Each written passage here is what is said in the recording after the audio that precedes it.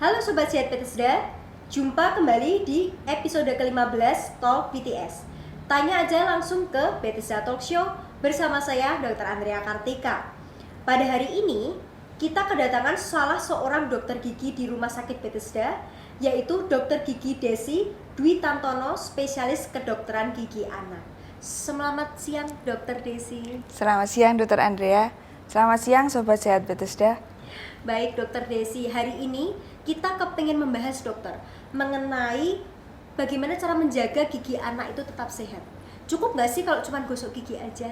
Nah ini tentunya Sobat Sehat Bethesda di rumah, apalagi orang tua yang memiliki buah hati yang baru masa pertumbuhan dokter. Nah ini mungkin membutuhkan informasi mengenai ini. Yuk nggak usah lama-lama, tanya aja langsung ke Dr. Desi. Baik Dokter Desi, kita memasuki topik pembahasan yang pertama dokter. Apa masalah yang paling sering terjadi pada gigi anak-anak? Monggo Dokter Desi. Oke, jadi begini, untuk gigi anak kita ini punya banyak masalah, banyak ya. Cuman yang paling sering kita temukan, yang paling sering dikeluhkan oleh orang tua adalah namanya sih keren, rampan karies. Tapi sebenarnya itu nggak keren sih. Dokter Andrea sering lihat toh kalau ada anak kecil yang kalau senyum terus giginya loh kok nggak ada gitu. Nah itu yang disebut dengan rampan karies. Rampan karies itu apa? Rampan karies itu sebenarnya gigi berlubang yang terjadi dalam waktu singkat dan jumlahnya banyak. Jadi langsung kena gigi banyak dalam waktu yang singkat. Jadi pertama biasanya keluhannya begini sih. Hari ini, dokter, ini kok giginya baru loh, minggu kemarin saya lihat baru gigi tengah, ini kok sekarang sudah sebelah-sebelahnya jadi kok coklat-coklat gitu. Atau ntar 1 bulan kemudian kok sudah hitam-hitam habis semua, itu namanya rampan karies dokter. Nah itu yang paling sering terjadi pada anak-anak. Baik, mungkin kalau istilah orang awam tuh namanya gigis ya dokter. Nah Gigi, betul. Gitu. Mungkin kalau Ya, ibu gigis. kan taunya gigis itu. Iya gigis betul. Baik dokter, mengapa dokter bisa terjadi masalah gigi seperti itu dokter? Oke, jadi yang namanya gigi berlubang itu sebenarnya prosesnya itu lama. Dia butuh banyak faktor untuk bisa menyebabkan gigi berlubang. Gigi berlubang itu berdasarkan penelitian ada 500 penyebab gigi berlubang. Banyak ya?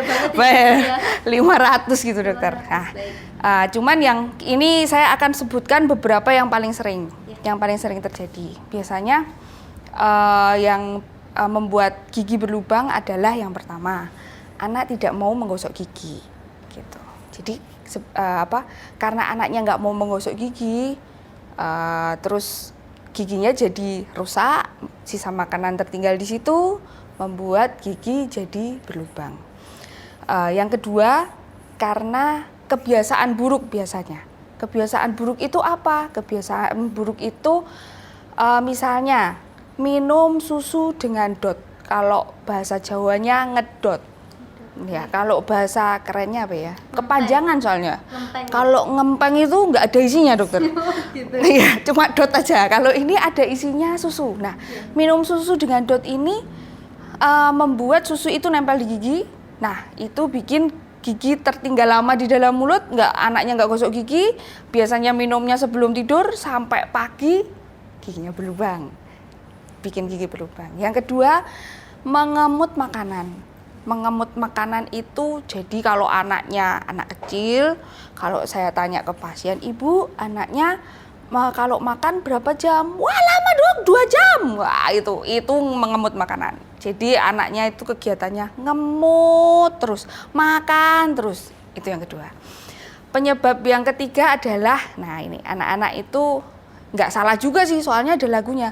Tidak berhenti makan, jadi anaknya makan terus itu, nyemil terus. Nah, itu juga bisa menyebabkan gigi berlubang. Ini saya sebutkan 4 saja ya, 4 saja. Ini sudah cukup mewakili penyebab gigi berlubang pada anak-anak. Nah, kenapa sih kok kalau makan terus begitu itu bisa menyebabkan gigi berlubang? Karena begini, suasana mulut kita itu netral. Ketika kita kemasukan makanan dalam waktu 55 detik, mulut itu langsung berubah menjadi asam. Nah, asam berubah menjadi netral lagi butuh waktu 55 menit. Jadi lama ya dok, jadi asamnya cepat 55 detik, jadi netral lagi lama 55 menit. Nah, dalam jangka waktu itu kalau anaknya itu makan setiap 30 menit, berarti suasana mulutnya asam terus.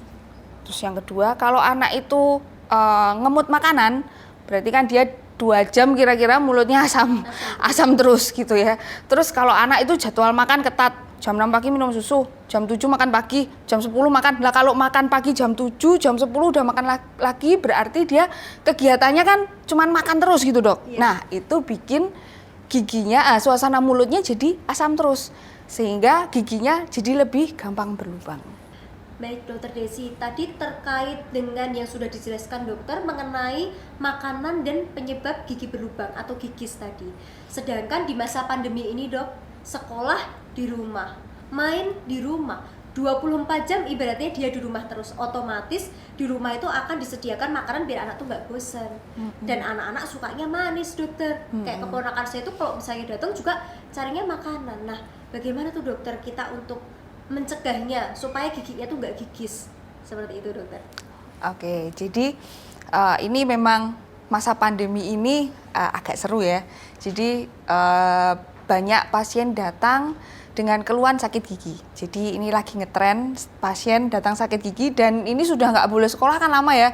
Jadi kalau tadi saya cerita kalau gigis itu nggak kemarin berlubang terus hari ini sakit gigi, bukan begitu.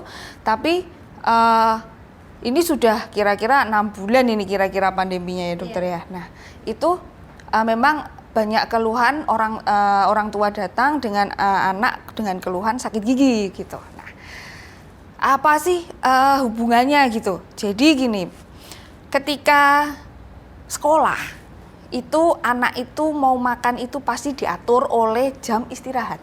Betul. Gitu. Jadi di sekolah pagi gitu. Pagi anak datang sarapan dulu kan, anak sarapan dulu sampai di sekolah mulai pelajaran kira-kira mungkin 1,5 jam mungkin belajar, terus kemudian ada istirahat, belajar lagi 1,5 jam sampai 2 jam, istirahat lagi, makan siang. Demikian juga teratur sampai kira-kira anak bersekolah sekarang kan sampai jam 1, jam 2 ya dokter ya. Nah baru sudah makan siang di sekolah, pulang, sampai di rumah mungkin makan lagi. Nah itu waktu makannya itu bisa terkontrol begitu.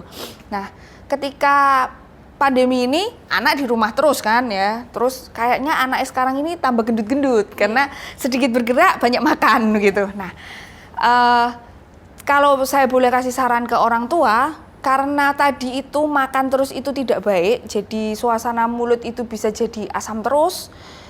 Kalau kita makan nggak berhenti, jadi kapan toh anak itu bisa kita atur makan. Jadi saran saya sebaiknya adalah kalau anak makan diselangi waktu 2 jam Bapak Ibu. Jadi nggak makan terus. Makan ini dalam arti apa sih sebenarnya? Minum itu juga termasuk makanan. Jadi makanan yang tidak menyebabkan karies itu hanya air putih. Teh tawar pun iya gitu. Jadi tidak manis pun juga tidak manis bisa pun ya, juga dok, ya? menyebabkan gitu. Jadi hanya minum air putih yang boleh tanpa waktu. Selain itu makanan yang lain itu ketika masuk ke dalam tubuh itu termasuk makanan dan itu menyebabkan asam. Dan itu selanjutnya adalah menyebabkan gigi berlubang. Jadi kalau memberi anak makan, saran saya adalah diberikan setiap 2 jam sekali dokter. 2 jam sekali. Jadi lebih baik bareng-bareng. Jadi misalnya anaknya pengen nyemil gitu, minum susu dan makan kue misalnya begitu. Itu mending sekali daripada jam 7 meminum susu, jam 8 makan kue. Nah itu asam terus. Sekali tapi nanti minum susu dan makan kue jam 7 misalnya begitu. Nanti jam 9 baru makan buah apel misalnya begitu. Nah itu. Baik, jadi ada jedanya gitu ya. Iya. Jadi Bapak Ibu bisa ngakalin dengan cara seperti itu. Iya. Lalu dokter, kenapa sih dok ada seorang anak itu sudah rajin gosok gigi, tapi kok ya tetap saja berlubang dokter? Nah. Seperti apa penjelasannya dokter? Oke, jadi gosok gigi ini bukan satu-satunya. Nah, karena Apalagi di pandemi ini terjadi perubahan kebiasaan gitu ya. Yang dulunya yang anak biasanya sekolah semuanya teratur, ini jadi di rumah. Kalau lapar ya boleh bisa buka kulkas sendiri. Kalau biasanya di sekolah harus izin sama gurunya, Bu mau minum atau nanti tunggu istirahat begitu. Kalau ini bisa langsung buka kulkas sendiri, minum sendiri, makan sendiri begitu. Jadi gosok gigi saja itu tidak cukup. Jadi harus dihilangkan kebiasaan buruknya. Jadi ada satu pasien yang bercerita ke saya, anak saya ini rajin gosok gigi dokter. Anak saya ini kebetulan umurnya di bawah 2 tahun, jadi makannya masih belum mengandung gula dan garam. Anak saya ini ASI, jadi dia tidak ngedot, tapi giginya kok berlubang. Nah, kenapa ya dokter ya? Setelah dicari-cari ternyata kebiasaannya adalah anaknya suka nyemil dok.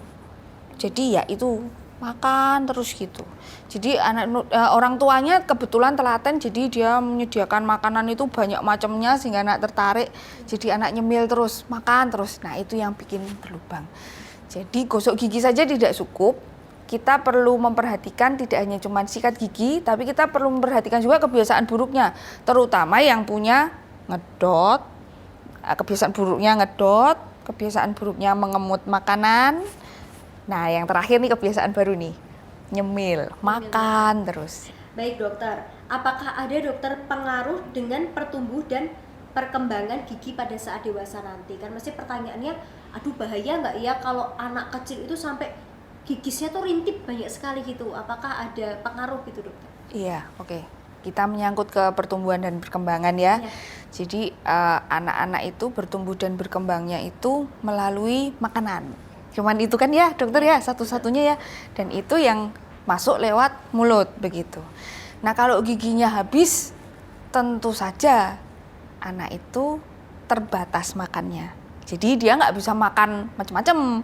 Karena kalau misalnya kita kasih makan yang, misalnya anak kita kasih makan daging gitu, biasanya dia akan menolak. Karena kenapa? Lah giginya habis, ngunyahnya nggak bisa. Jadi terus anak nggak mau makan daging. Terus nanti anak bisa memilih juga nggak mau makan sayur yang keras, maksudnya sayur yang ulet. Jadi ini dokter, ini tren terakhir nih ya, yang saya lihat di pasien-pasien itu, anak itu sayurnya itu cuma 3 dokter. Wortel, brokoli, bayam. Udah itu, stop. Terus apalagi nggak ada, wortel, brokoli, bayam. Wortel, brokoli, bayam itu sayur yang 1 kali gigit putus. Jadi lunak dia. Nah, terus efeknya apa? Selain kalau sayurnya cuma pilih-pilih, dagingnya makan dagingnya pilih-pilih, makanannya pilih-pilih, pertumbuhan dan perkembangan terhambat. Terus pertumbuhan apalagi yang terhambat? Pertumbuhan dan perkembangan rahang. Nah, jadi rahangnya itu rahang kita itu nggak dari tumbuh langsung segede ini Bapak Ibu. Jadi rahang kita itu dulunya bayi kecil, semakin lama semakin dewasa mentok di umur sekitar 17-18 jadi besar begini dokter. Nah ketika dari kecil menjadi besar itu ada pengaruh dengan gigi. Nanti keluhan selanjutnya adalah kalau giginya gigis, biasanya keluhan selanjutnya adalah, kok anak saya tumbuhnya gigi nggak rapi ya dokter? Kok tumbuhnya maju mundur? Terus gimana dokter? Nah itu. Kenapa? Kenapa itu terjadi? Karena pertumbuhan dan perkembangan rahangnya itu tidak maksimal.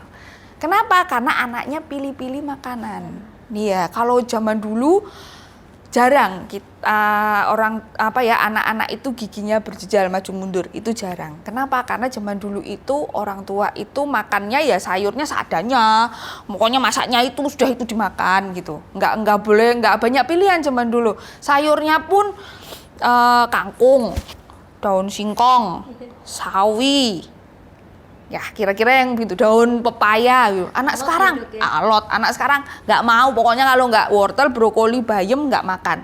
Itu ada yang komentar begini orang tua, boro-boro dokter itu mau, orang wortel aja mesti saya potongin kecil-kecil, saya sembunyiin kalau ketahuan dibuang-buang. Nah itu, jadi pertumbuhan dan perkembangan rahang pun ikut terganggu. Jadi bukan hanya pertumbuhan dan perkembangan secara keseluruhan, jadi pertumbuhan dan perkembangan rahang pun juga terganggu.